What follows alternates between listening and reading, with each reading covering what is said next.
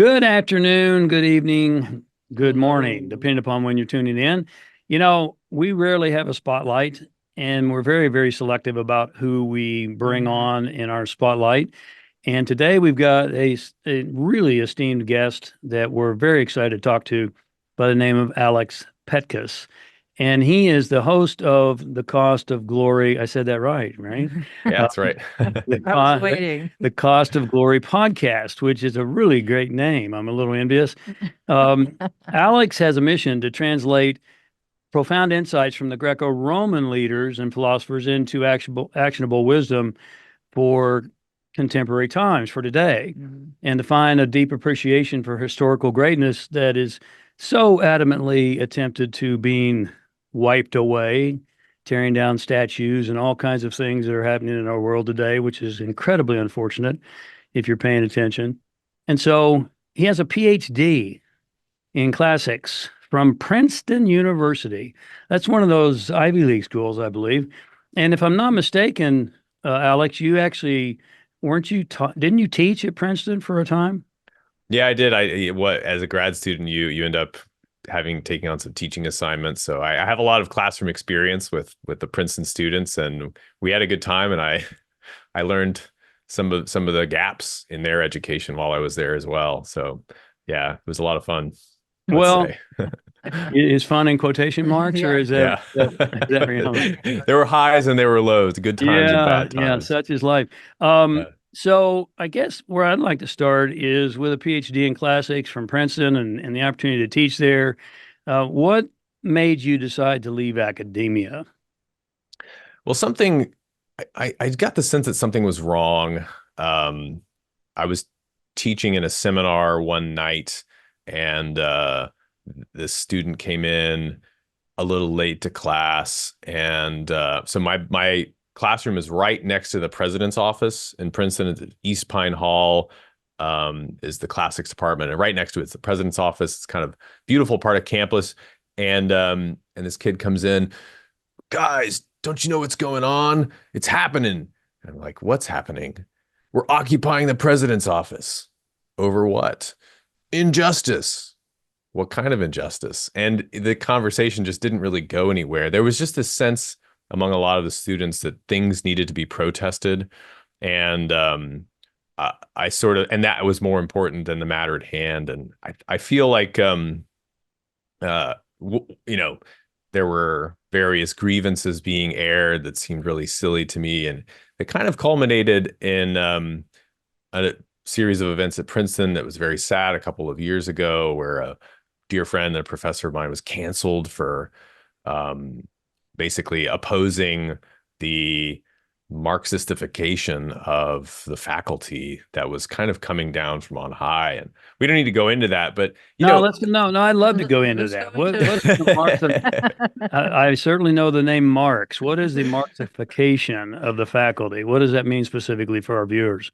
yes, that it's worth explaining a little bit. So, we've seen, I think, if you've been paying attention to the news in higher ed in the past year, maybe since about the fall of last year, 2013, 2023, that a lot of the faculty is just overwhelmingly left wing, and on campuses even hard left, like something like 95%. Um, Depending on the institution, of course. And Princeton has of the Ivies tended to be a little bit more moderate compared with, say, Yale or Harvard or Brown. But we were there were faculty calls. There was like a united faculty petition, for example, to have a committee, establish a standing committee that would check to see if scholars cited enough, of the right groups in their scholarship. Did they cite enough of, the people with the right color skin and the right gender, uh, and various things like that. Making scholars, making faculty submit reports on what they were doing to, push for racial justice, all this sort of things that are really kind of foreign to the mission of the institution. They get fly in the face of intellectual freedom and all kinds of things. So I think it's cultural Marxism more than sort of communism. It's just kind of left-wing race politics that just has a suffocating atmosphere on discourse, especially if people feel like their jobs are going to be at stake, very high stakes jobs. So that's kind of what I'm referring to. Yeah, well, Mm. I'm sure you're familiar. Well, I'm not sure, but you're probably familiar with Jordan Peterson, that Yeah. name, and how he lost his job because he refused to buy into the pronouns issue. Yes. Was that an issue at Princeton as well? People were definitely facing pressure. I didn't personally face that kind of pressure at Princeton, but I knew people who did, and so yeah, it's sort of like you're being forced to conform to a very strange worldview that you might think is not just silly, but like unhealthy for the people that are promoting it. It's like against, it has nothing to do with religion, but it's against sort of moral principles to let people be dishonest with themselves and force you to be complicit in their dishonesty. And it just got more and more insane. I think 2016 there was some kind of like light bulb or Manchurian candidate kind of code went off in people's head, like we must resist whatever needs to be resisted. It had a lot to do with It, presidential it politics, of reminds me course. it reminds me of, and I don't remember which, but it was one of the Ivy League schools. Maybe you'll recall, Beersheba, where they were protesting for Palestine, Yeah. and Harvard. it was Harvard. Mm. Hmm. So you say is more left than Princeton. But they were protesting, and there were people interviewing these students, and it's kind of like your story, saying, what are you really protesting for? And they couldn't answer. They didn't know. Right. They were just protesting to be part of the collective mob, and it seemed like the right thing to do. Yeah, and there's a general kind of feeling among the faculty that it's good for students to protest, that this is what the university's there for, and especially if it's a left-wing cause that involves making signs or duct taping your mouth for an Instagram shot, or as the case may be, that it doesn't really matter what you're protesting. It's probably good to protest. And there's just not a lot of inquiry put into the actual issues, to be Wow. honest. It's very disappointing to see that at a place that's supposed to have really high intellectual standards, right? Right. Very, very disillusioning experience for me. That wasn't what did it for me as far as leaving academia as such, but it was certainly a strike against it for me. I ended up leaving a tenure track job. I got a tenure track job out in California at a good institution. I liked my colleagues there. Um, it was near beautiful nature. I was in Fresno, which a lot of Californians sort of dog, but it's very close to Yosemite and Yeah. all this stuff. But I felt that the rot that I was seeing in Princeton in maybe a smaller way than you would see at a Yale or a Harvard, but still there.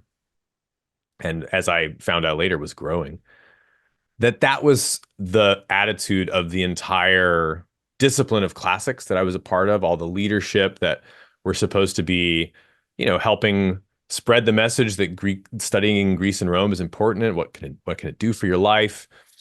These are the people that end up saying so and so's book is good, so and so's book is bad, so and so deserves a scholarship, etc. So and so gets a job, so and so doesn't get a job. The whole leadership of the discipline was just infected with this, what's been affectionately called the mind virus, the woke mind virus. Mm.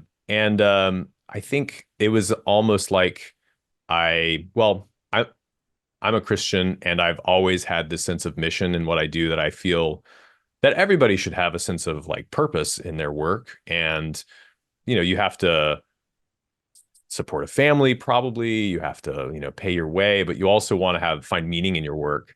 And I felt increasingly like my work was being undermined, and that the whole purpose of what I was there for as a classicist was what flew in the face of the what the discipline thought was what classics was for, which I thought was really confused and frankly really boring.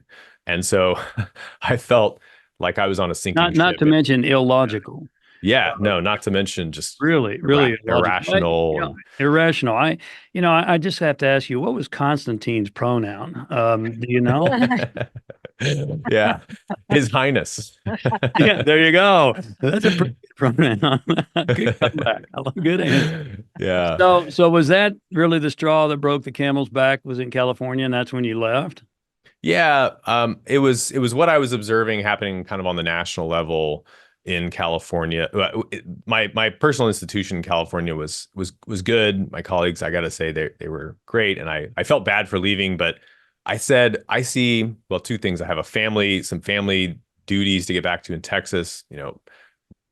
Parents retiring, only child, this kind of stuff. But I also felt like I had a duty to try to exploit an opportunity that I saw in alternative media and in entrepreneurship and building a business because I had learned that the greatest ancient intellectuals, the greatest kind of paradigms for a discipline, Plato especially, he's not a professor at an institution drawing a salary.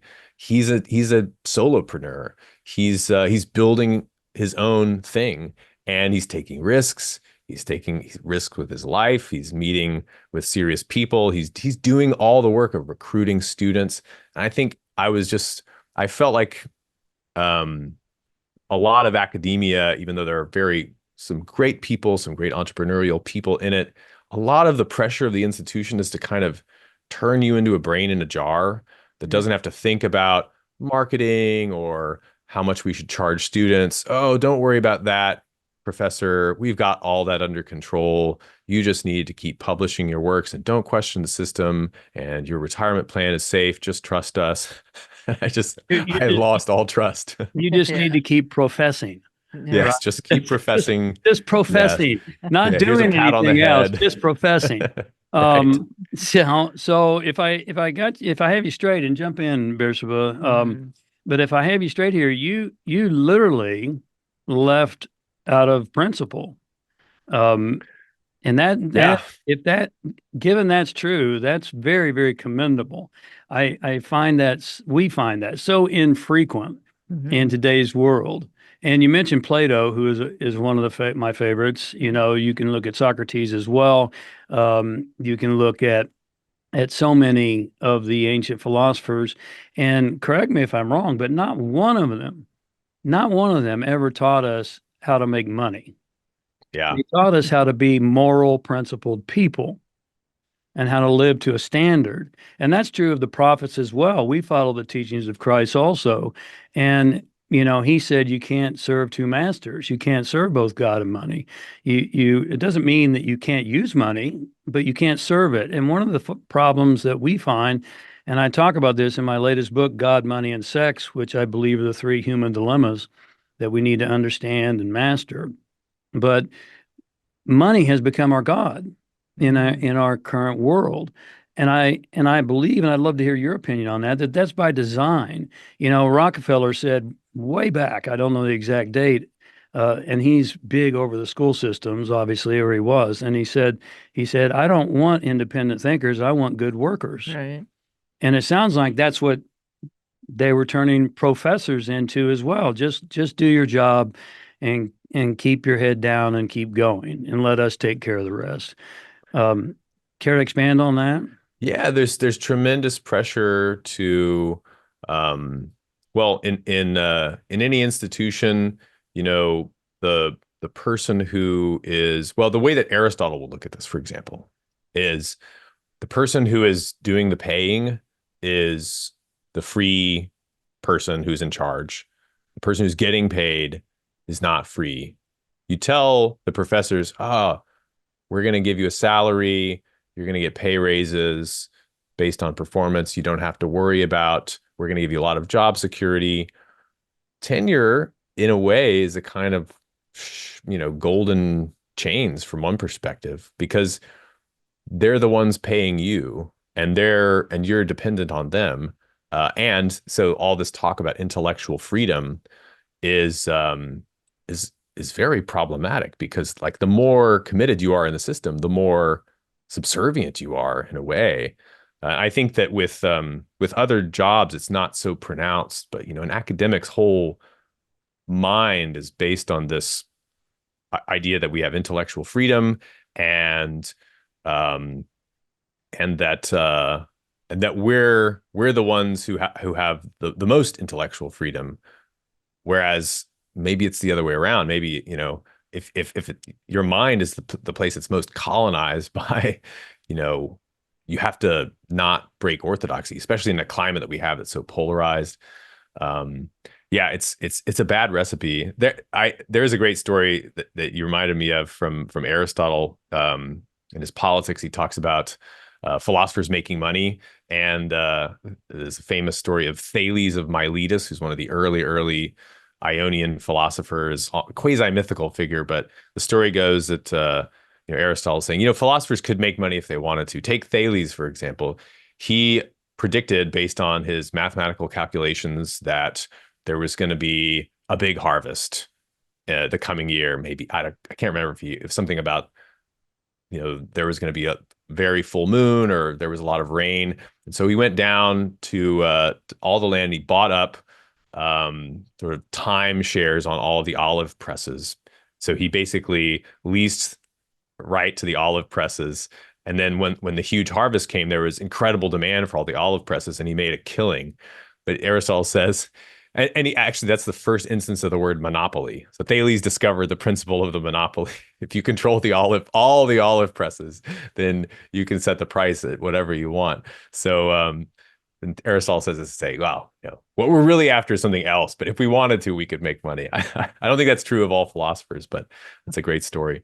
Well, it is a great story, but it's also a great principle to understand Yeah. that you have to look at the law of cause and effect, which is the cause and which is the effect. And unfortunately, in today's world, too many of us, in our experience, are looking at the effects as causes, and they've really disconnected from the cause, which we would say is God, God and morality and principles and virtue and all those things that have been totally lost. Not completely, but very much lost in today's world. And you mentioned Marx. I had to go back to Marx. You had to know something about him.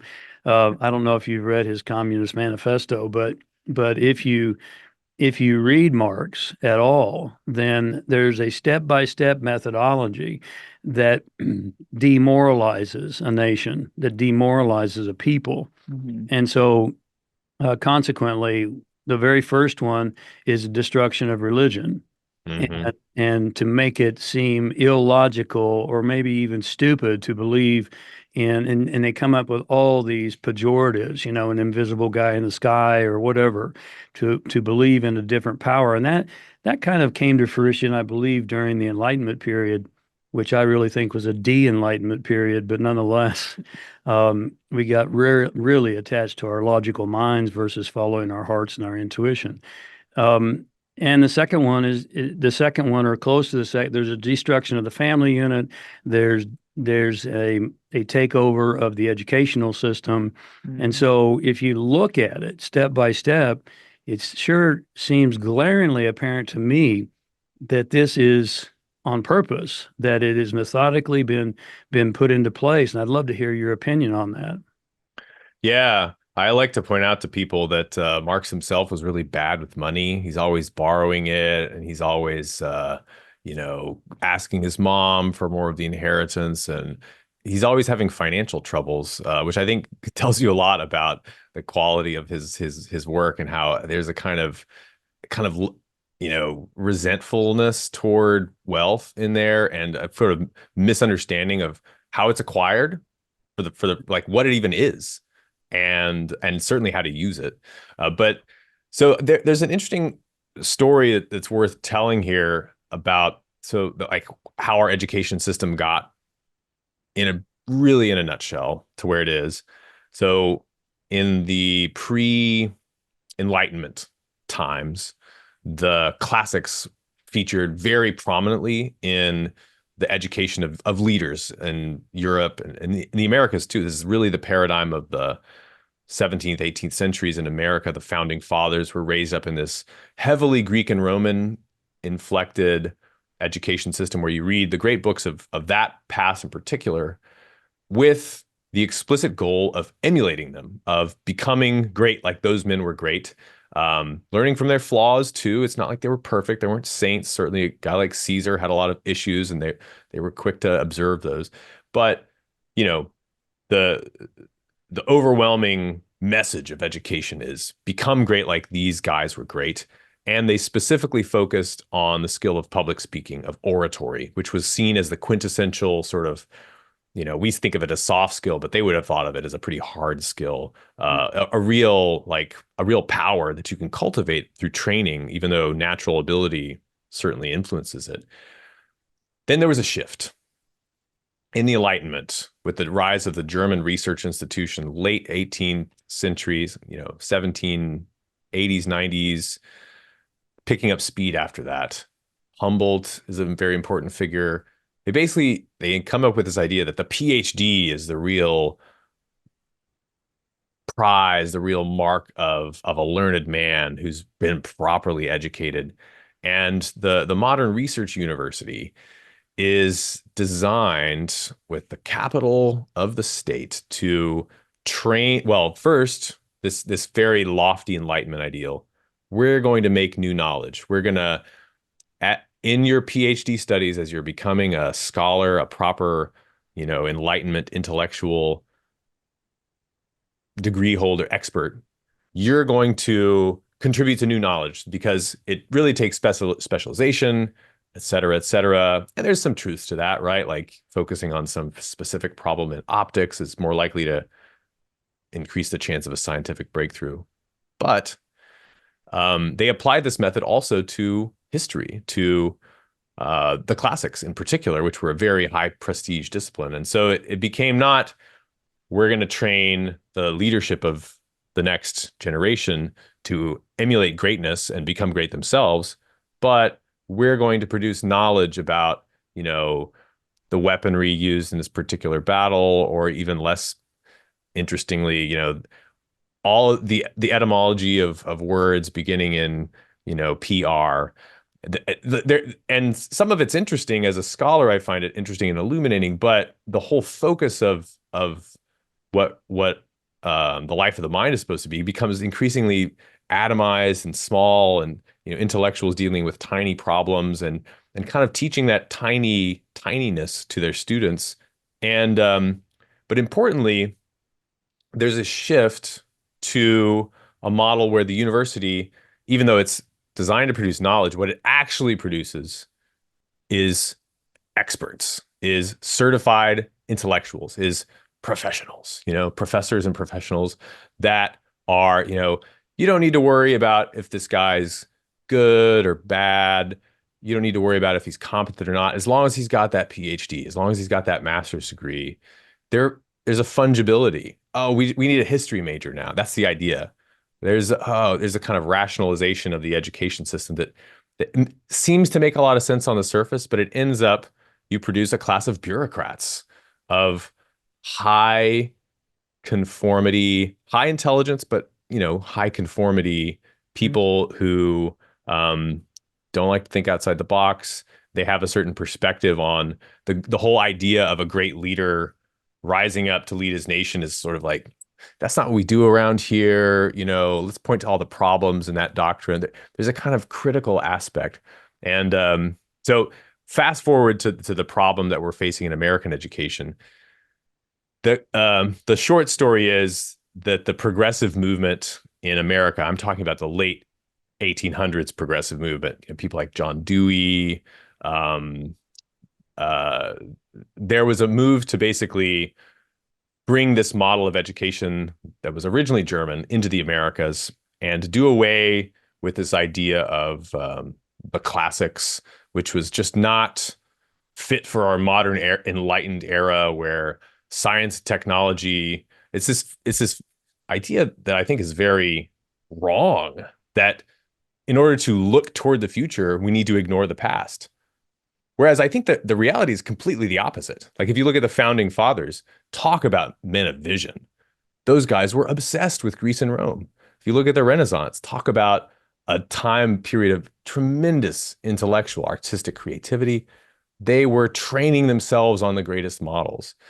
And so anyway, the progressives kind of take over education. And what you end up what ends up happening is the cultural Marxists, people like um, Herbert Marcuse and the Frankfurt School, who have this idea of like, you know, sowing this very explicit idea of like, let's infiltrate the education system, because if we can infiltrate the education system, we could do all the things that Marx was calling for, like you said, break down the family, make religion seem ridiculous. You can't do that by writing books. You have to control the teacher hiring. You have to control Mm.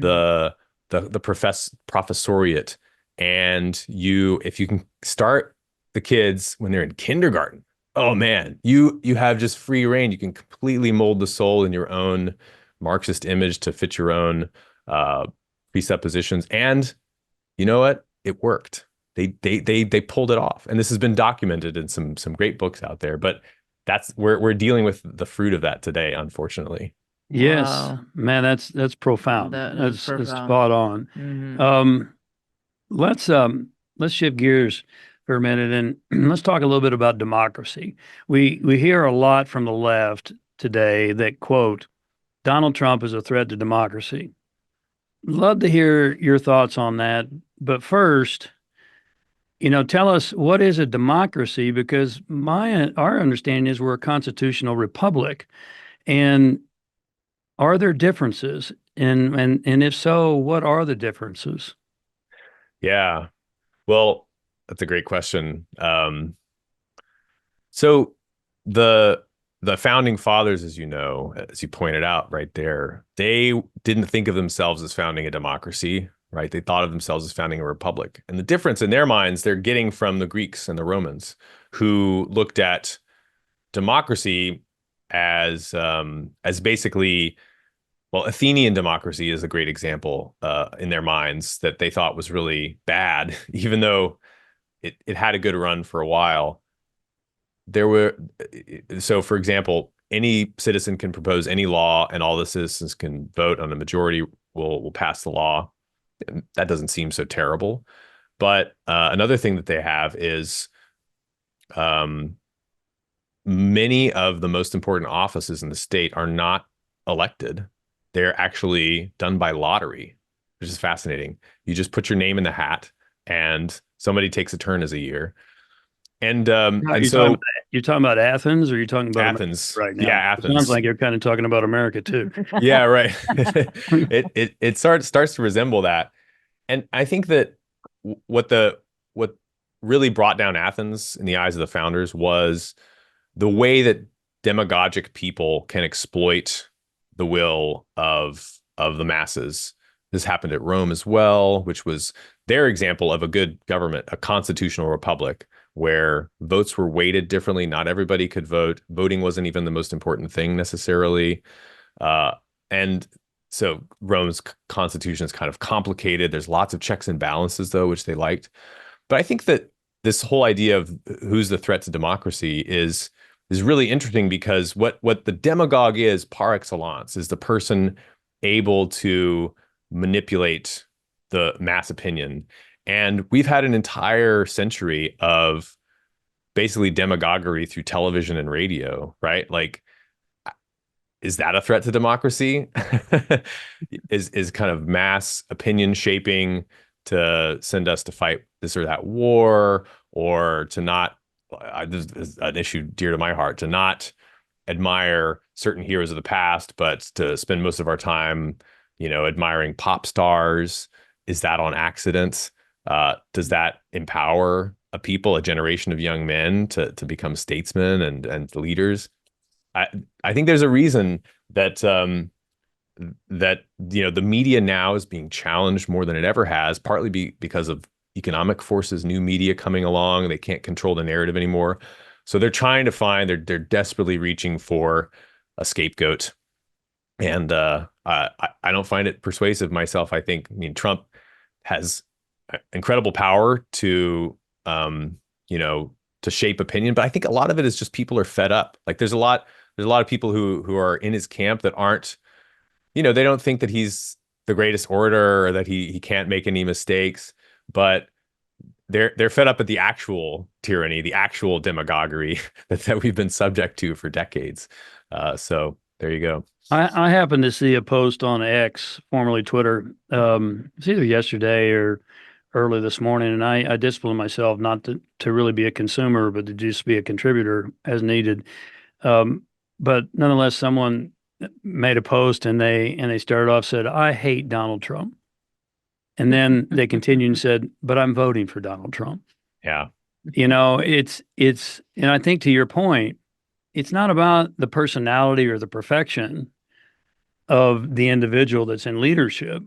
It's about the policies and what they stand for and the principles that they're standing for. Mm-hmm. And so um, is I would have to I'd take something you said and run with it and say, is mass media, mainstream media, um, is it a threat to democracy? I would say no, because in my layman's terms, I don't have the background you have, but if I were to simply define democracy, it's the mass rules. Hmm. And in a constitutional republic, the Constitution rules. And Hmm. so it doesn't matter what the mainstream media does in a constitutional republic. So they're not a threat to democracy. They're actually a boon to democracy to try to get the masses to think a certain way. Is that agreeable to you? That makes a lot of sense. Yeah. So the the idea of democracy that I think the founders really didn't like. This is certainly true at Athens. Is you can kind of rewrite the rules at will, and this is one of the things that brought down Rome. Is the idea that if you get enough votes in a popular assembly, you can just completely rewrite the Constitution. And when you change the rules like that, you cease to have peaceful means to resolve disputes. And so it's talk about packing courts and changing the electoral college.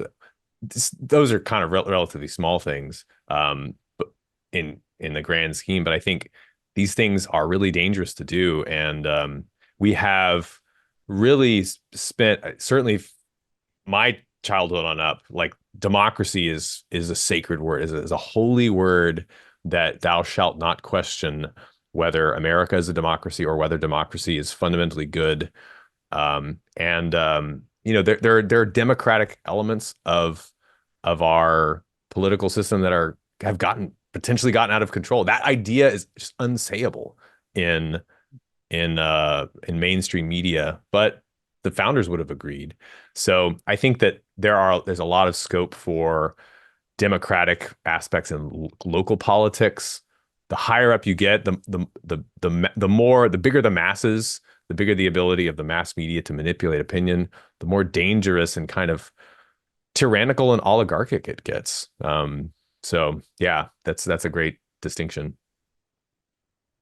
Yes, and unfortunately, excuse me, when those in governance get corrupted by this mass wave, if you will, of immorality, then you have people in the Congress, in the Senate, and the House who are also that way. You have people in the presidency, quite frankly, or running for presidency who have been caught up in that, and so consequently, it really is a force to be reckoned with, and it doesn't make it right.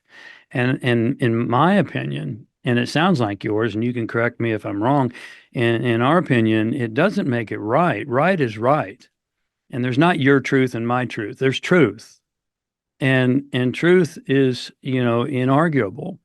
And where do we get that from? Well, if we've torn down our religion, then and we've torn down our belief in God, then the only place we have to go for principles, virtues, and values is to the secular world and to look around us and say, what are other people doing? And that must be okay. Well, in many cases, it's not okay. And so I think you've probably already answered this question, but you can expand upon it. with your background in the classics, which is extensive, do you see direct corollaries between the Roman Empire specifically and what's happening in America today? And if so, what are they? Yeah, in a lot of ways, yes. In that, the demagoguery or the Constitution rewriting, the mass opinion formation was a big issue in the Roman world. And there's other really interesting things like lawfare becomes really out of control, and it gives people who are in power very good reasons to never let go of power.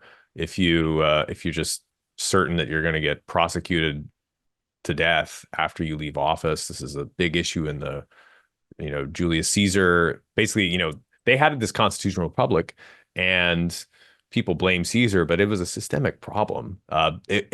Rome transitioned to a monarchy. The Roman Empire that we think of as decadent is the monarchy form of the Roman Republic, though that was a republic. And I think, you know, most of us don't want it to go that way in America. There are other things that are very different that I think, the whole kind of Marxist movement of the 19th century and its kind of children in the 20th century, like they didn't really face this issue of people who are determined and have a lot of power and influence, um, intentionally sort of destroying the fabric of civilization as such, like bent on destroying the idea of the family. Mm. One of the ways that they do it is to remove role models, historical role models. I think denaturing history is something that was really successful in the kind of takeover of education. History became about critiquing the narrative only, even though that can kind of be important. History became about exposing colonialism, slavery, and just general badness with America. And that's the only story that is important to tell now for a lot of teachers of history, for a lot of professors of history. And when you do that, it ignores the fact that or maybe it doesn't ignore the fact, and maybe it's on purpose, but the moral fabric of a healthy culture is so dependent on our heroes. The stories that we tell that's how we pass on ethics. That's why there's the kind of heroes of the Old Testament. This is why Plutarch's Lives, which is the basis of my podcast, was such an important text in European history. It's why God had to become a man to have a human life story told about him in the Gospels, because that's how we learn what is good and what is bad and what is admirable and what is not. And so if history, if a culture sort of is based on this shared idea of values, that the way that expresses itself is like, these are the men that youths should be like. These are who we are. And these have been, completely deconstructed in our modern era. And most visibly, like you point out at the beginning, with statues being toppled. Jefferson was a slave owner, Lincoln was a racist, Churchill was a colonialist, on and on and on. We're not allowed to have real kind of manly heroes anymore. And it's totally corrosive. And this is what I think we can recover that through independent means, by educating ourselves, alternate media, raising our kids in a different way. And the process is long and slow, but it works. It really does work. And so I have a lot of hope amidst the chaos that with the narrative controllers kind of losing a grip, and the emperor's clothes being seen now as off with the whole campus controversies around Palestine, that we have a shot now of putting those values back into place, and I'm trying to do it through storytelling. And is that the main answer? Is storytelling, or are there other aspects of that? No, there's so much to it. So I think that storytelling is a big part of it. Plutarch is this ancient philosopher that I mentioned, that was the biographer of the great noble Greeks and Romans. And he He was the most popular text besides the most popular ancient text besides the Bible in the 18th century in America. He's one of the five most popular books to be on your shelf in the Americas overall of any book. He's just a super bestseller. And it's because he wrote these really concise, compelling biographies of guys like Caesar, Alexander, Pericles, Solon of Athens, Romulus. Um, but Plutarch wasn't just a storyteller. He's also a moral philosopher. Like half of his work, more than half of his works, are kind of practical life advice, like how to say no to people who are making unreasonable requests, how to tell a friend from a flatterer, how to um, praise oneself without giving offense. Some of these are very just practical. But his whole mission is the moral instruction and fortification of the next generation. And but a lot of these moral treatises he does through anecdotes. He actually tells you story, gives you examples of people who did it, and what they said, and what they did. Um, but no, so stories can kind of become a means to the end. I think it's also really important to find your tribe, to get together with people who share your values. We've gotten so atomized. This is one of the reasons I started running retreats. I do men's retreats currently, but a podcast can really attract a certain kind of people that kind of get what you're talking about. There's so much you don't have to explain if they've listened to hours and hours of you telling them what you're about. And that's really powerful for people. People are really thirsty for community, and so much of modern life just sends us to Adam, like little cells in the suburbs where we don't have a lot of shared vision and shared values. And religion's really important to me. And I think that should be important to everybody. This was clearly important to the Greeks and Romans. They're looked on as pagans by a lot of Christians today, Christian authors of the past even. But there's a whole lot of like healthy piety, of like recognition of the divine in the pagans that, Plutarch himself, even though he's not a Christian, he's a monotheist. He believes in one God, and a lot of Plato as well, Aristotle too.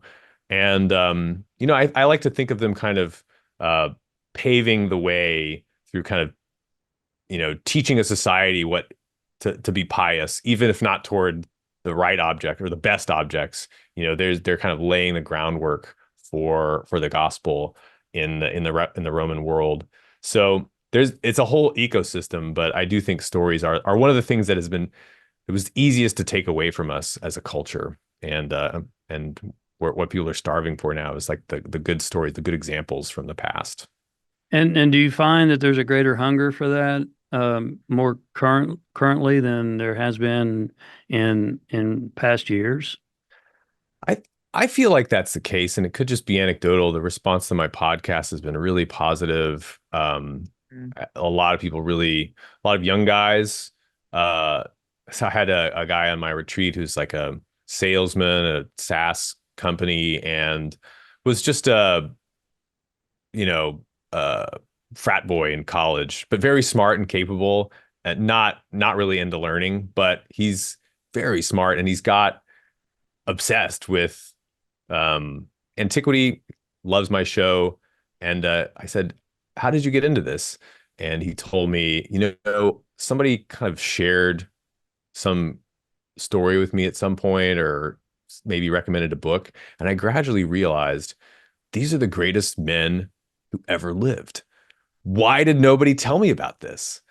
Wow. I think that people have been this used to be just kind of common knowledge for eras like the 18th, early 19th century, that there's a kind of database of great examples.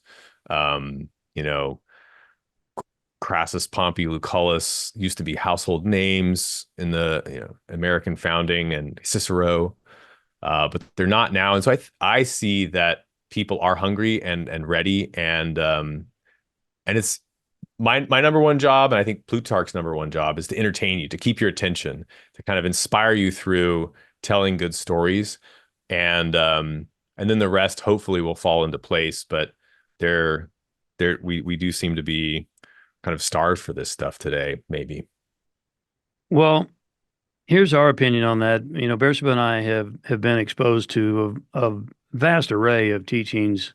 Certainly, Beersheba was raised Baha'i in Iran, which was was the mark of death for the Muslims in the Iranian culture at the time, and she can talk to that infinitum. And yet, I was raised Christian. My father was a Protestant minister, and um, that's a firm foundation, but we've also been exposed to a lot of the ancient sacred teachings like the Toltec, which I don't know if you're familiar with them, or the Kabbalistic or the Hermetics, which is ancient teachings. Hmm. And all of them are very much in line with Christianity, with not traditional Christianity, because unfortunately, and I'd love to hear your opinion on this as a Christian yourself, in our opinion, in our observation, as you read the Bible, the way that Christianity is taught today is almost the antithesis of what Christ taught. You know, we've had people come to our events and say, "Well, I've accepted Jesus as my personal savior, and now I don't have to do anything because I'm saved." Well, that's not what he said. He said, "Deny yourself, pick up your cross, and follow me." He said, "You shall know them by their fruits." And so you have to make a fundamental change in your character and your habits and your behaviors. And that seems to have been lost, and almost intentionally, that if I can keep people at this real surface level, that they're not going to dive deep and they're not going to realize the power that they have within them. And I'd love to hear your take on that, if you agree with that or disagree with that, or what your opinion is. Yeah, this is one of the reasons I got into classics as a young man is I was curious about Christian origins. And I grew up in the Orthodox tradition. My family is part Greek. And so I grew up with around a lot of tradition, and I had a lot of Protestant friends growing up in Texas in the Bible Belt, and like, why do you do all this weird stuff? And I said, I don't know. And so I kind of started this curiosity for me. But one of the things that I noticed really profoundly from studying the early Christians, or the acceptance of Christianity in the Roman world, is people recognized, oh, this is a philosophy. This is we understand it's not just a religion, it's like a whole way of life. And I think a lot of people and I don't want to blame Protestantism as such, because I think understood correctly, it doesn't go this way. But there is a tendency to see, well, this is really in Catholicism and Orthodoxy as well to some extent. But there's a tendency to see the squeeze, or the juice you get from the squeeze in Christianity, as like you go to heaven when you die. That it's all about escaping the wrath of God at some point in the future. But for the early Christians, it was obvious this is the best way to transform your life.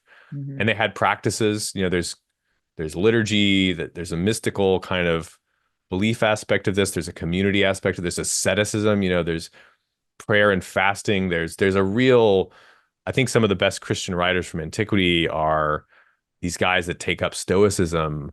And it's just to some extent, Saint Paul does, like rejoice in my I rejoice in my sufferings and things like that. Like, it's really the biggest promise of Christianity is personal transformation in this life. It's conforming to the character of Christ, and it's empowering. It should be really exciting.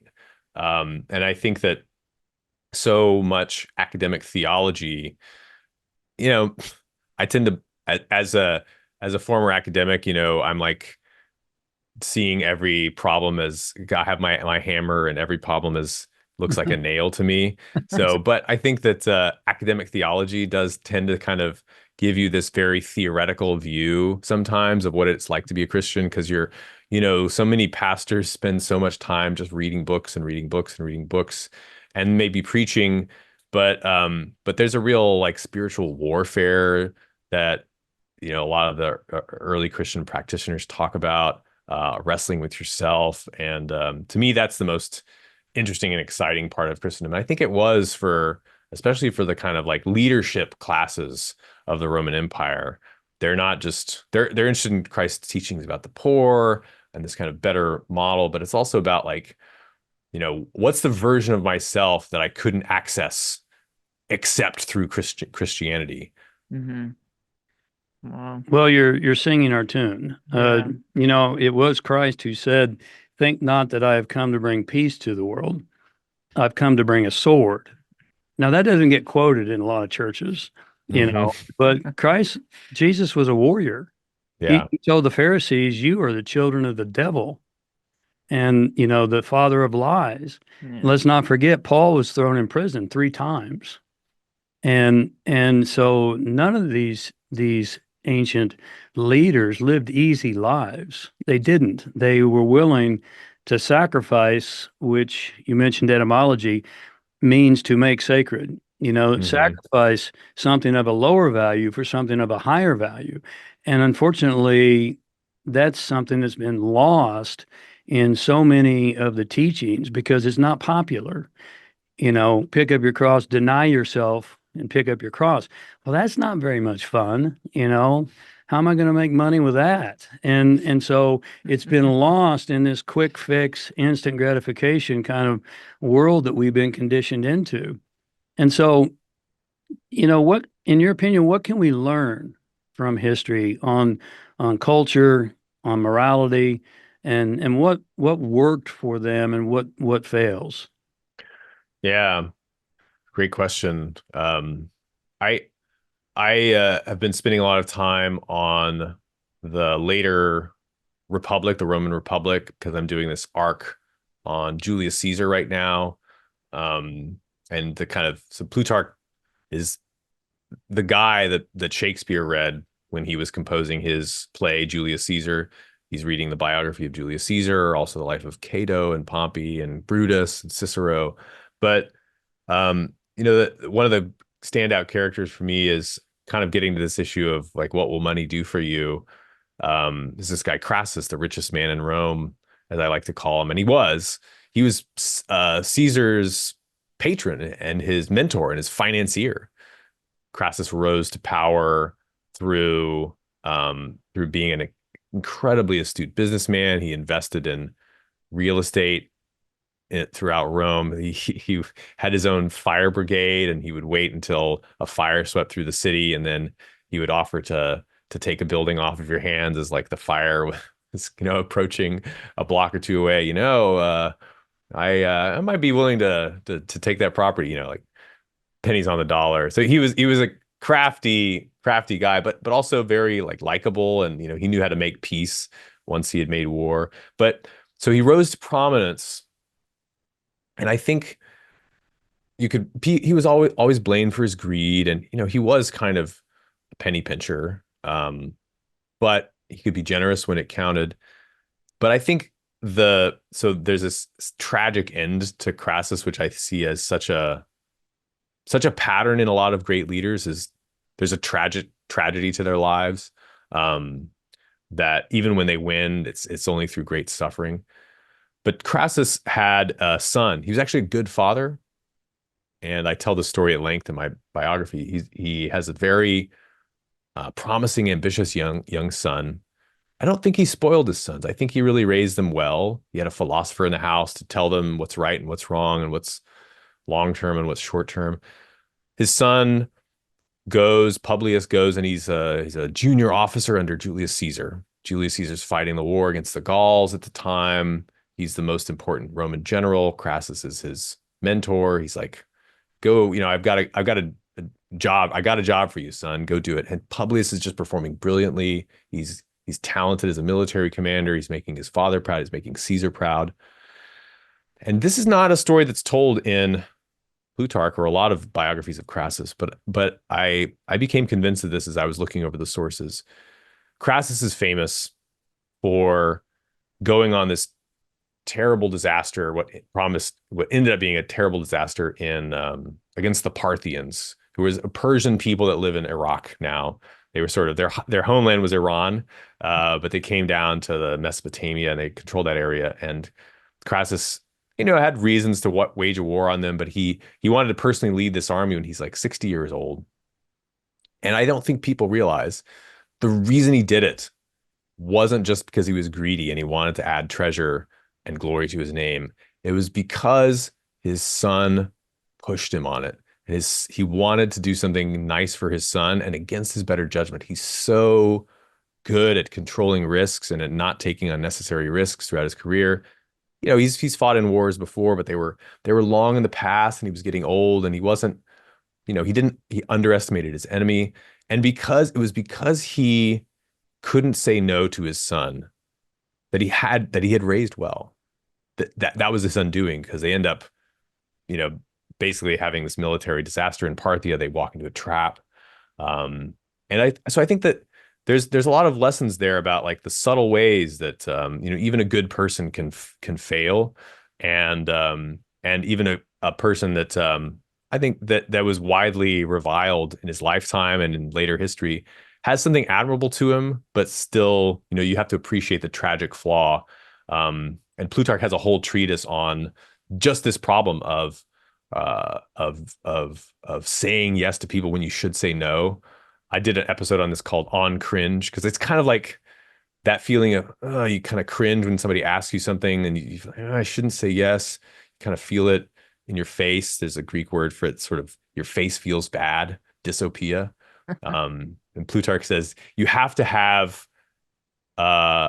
something like mentors on your shoulder, like a good angel on your shoulder, who's a hard ass like Cato the Younger, to just say no, no, no. Somebody who's famous for saying no. You kind of imagine them sitting on your shoulder and just saying no, because I think so often the mistakes we make, we rationalize to ourselves. We say that this is the right thing when something in us knows that we should listen to that voice that says no.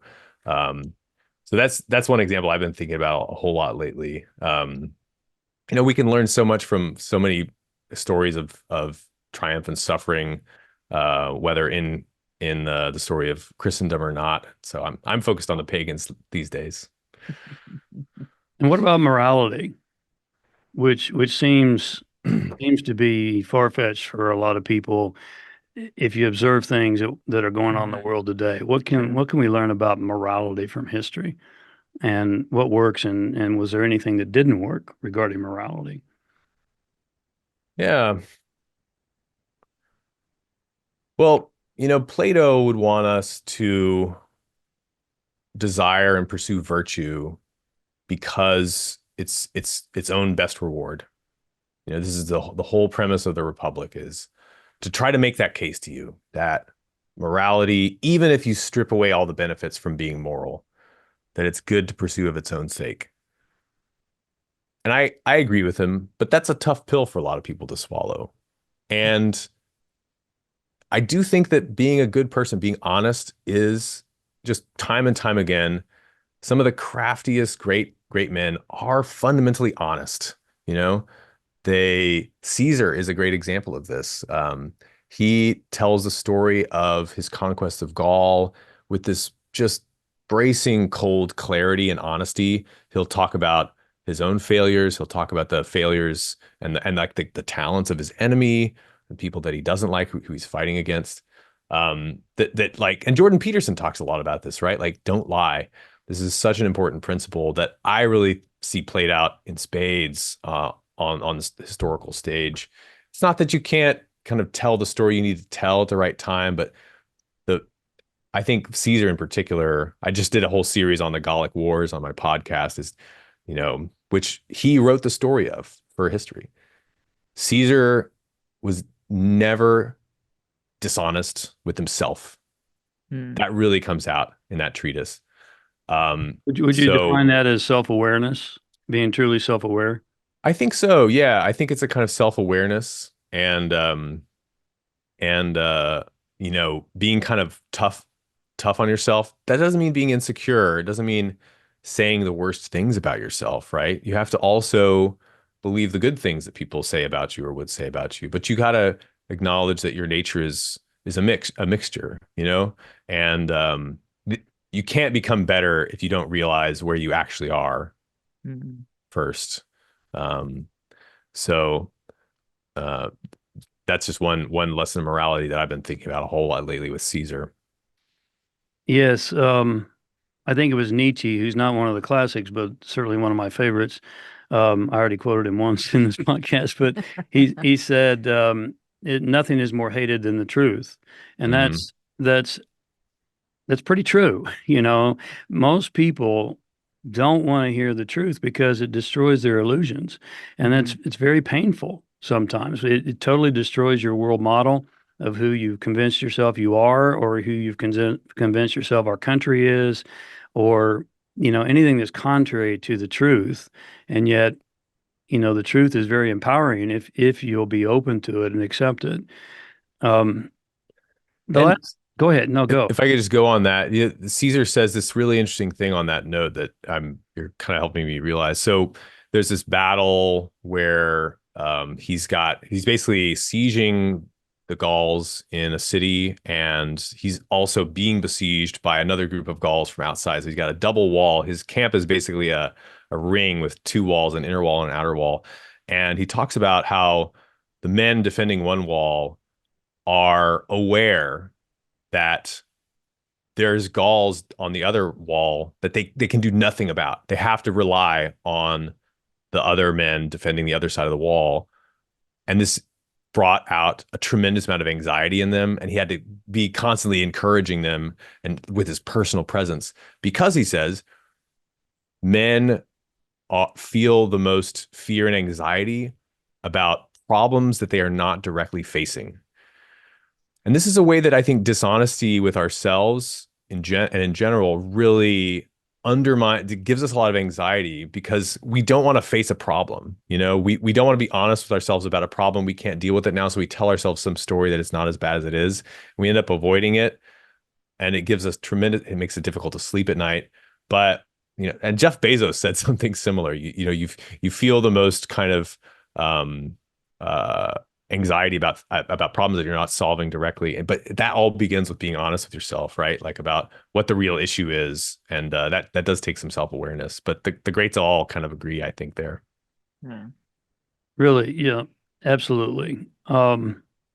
George Hegel stated one of the things we learn from history is that we don't learn from history. Do you believe that's true? Yeah, I like also, history doesn't repeat itself, but it rhymes. Right. And I think the only way that it can is because people always expect it to be different. Is, And then it is it just ends is up. it ever really different in your opinion? Yeah, I think every situation's different. What doesn't change is human nature. And people are always going to be deceived. And politics is really hard. It's the hardest thing. It's harder than, leading a nation is harder than leading a company, I believe. But even though maybe we see people at scale just consistently making the same mistakes, um, because it's really hard. We can definitely learn. I think, and this is something that Nietzsche talks about too. The thing that you most need from history, especially from ancient history, he actually was a big fan of Plutarch. He's a big admirer of the Greeks. He exhorts young men to go read Plutarch. But what he thinks you're going to get out of it is, more than anything, the the belief that humans are capable of more, that you are capable of more by observing people doing great things, and like feeling that you're part of the same story somehow. That like the human nature is grander than you imagine, and you always have more in you than you thought you did. And I think that that's something that we can get from history, is the sense of people have suffered, people have done great things, and we're kind of called to it. Like really, that this is what I think history does for me. The biographies of really amazing accomplished people. It sort of calls something out within yourself. And that's, I think, what Nietzsche really wanted for the young men of his day. Yeah.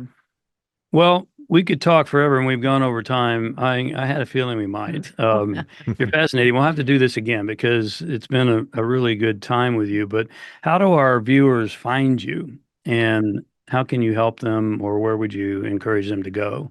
Yeah, it's been great talking, James Bersaba. And so if you want to find me, I'm on Twitter at Cost of Glory. The um the place to start with the podcast is find one of the biography episodes on Cost of Glory. I'm on all platforms. I'm on Spotify, Apple Podcast, YouTube, working on getting on Rumble. But I do, if you're interested in this idea of applied history, I have put together a little course, a free email course. I don't have anything to sell you at this point, but I did want to kind of get this idea out to help people dig into the podcast deeper and what can you learn, especially about becoming a better speaker from history, which is to me the essence of the art of statesmanship in the classical sense. And so I put together, you go to costofglory.com/gift. You can sign up for that and get my take on how history can make you, it can be a practical skill that can help you succeed in business and life. And so check that one out too. Well, we'll definitely put the links Yeah, down below. definitely. And we want to thank you for all that you're doing. Thank you for your courage to leave academia and pursue what your heart told you to do. And It's very insightful. very insightful.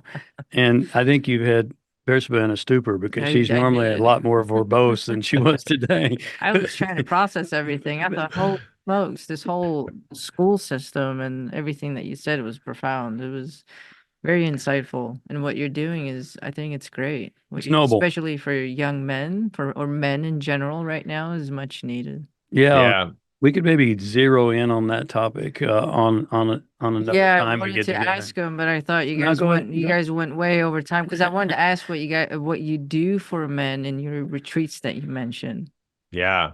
Well, and that's, I'm glad you pointed on that because, in a way I'm doing this for my younger self that I felt like I didn't have role models and I stumbled and I did stupid things for, a long time. And so in our retreats, what we do is we've gone to Rome before.